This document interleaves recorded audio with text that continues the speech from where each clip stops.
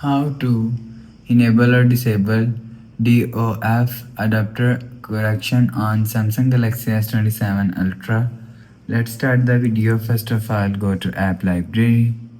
Here click on Camera app. After click on Camera app, click on this 4-dot icon and click on Settings icon. Now in Camera Settings, scroll down and here showing you Camera Assistant. Click on Camera Assistant.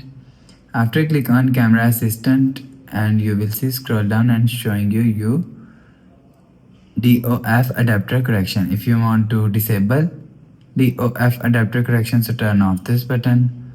After turn off this button, DOF adapter correction is disabled. If you want to enable DOF adapter correction, so turn on this button. After turn on this button, DOF adapter correction is enabled. You will enable or disable DOF adapter correction from here. After the process, go back to home screen. So that's how you can enable or disable DOF adapter correction on Samsung Galaxy S27 Ultra. If you like the video, please subscribe. Thanks for watching.